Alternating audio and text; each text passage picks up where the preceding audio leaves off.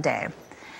In 2014, nearly 500,000 Ohioans were told not to drink local water due to toxins from an algae bloom on Lake Erie slipping into the drinking water supply. Now, since then, every level of government and activists have been scrutinizing agriculture's role in protecting water quality. Joining us now is Ohio Farm Bureau Executive Vice President Adam Sharp. Thanks so much for joining us, Adam. And let's start with Farm Bureau's approach. Oh, no, we're really happy to talk about this. This is a big subject, and it's going to potentially impact agriculture across the country. Talk about Farm Bureau's approach to dealing with water quality issues. Yeah, since the beginning of this issue, and actually even several years before, one of our major focuses has been finding the solutions. We've approached the issue from a very a progressive angle of saying, look, we need to understand the science. We need to understand that if we're going to be talking about solutions for this issue, we need to make sure that as we're working with our farmers, that we're producing the best data that's going to help them do things, practices that are going to actually be meaningful, versus just jumping right in and creating regulation or requirements that may not be helpful and in fact may be counterproductive. So that's been a big part of our focus, is engaging farmers, engaging the science, understanding the science, framing up the issue so that we all understand it as best we possibly can. So from the beginning, we've been investing in a partnership both with Farm Bureau and also soybean and corn associations, and all the different commodity groups have been working together very closely to figure out the science first. And we put a lot of money into that. We actually now have a number of good years of data.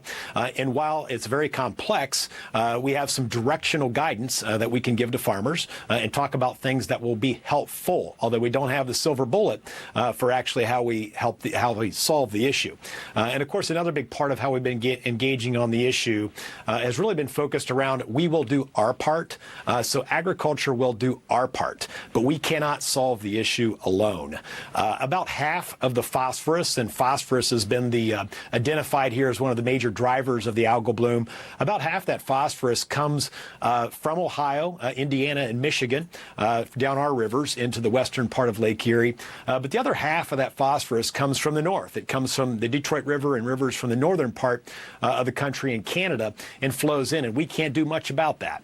So we have to make sure that we frame the issue properly and understand that agriculture can do our part, but we can't solve it alone. No, there are so many variables that have to be considered. What's the next step for you? Yeah, so for us, it's been a mix of both voluntary and also mandatory actions. There's been a series of things happen in our state that we think have been very productive and, in fact, very novel. In fact, one of the things that we're very proud of is working with the NRCS, USDA NRCS, to develop what we call our Demonstration Farms project. We have 3 farmers that are good Farm Bureau members who've opened up their farms to both putting in place a series of conservation practices on their farms, as well as a series of new scientific work and monitoring.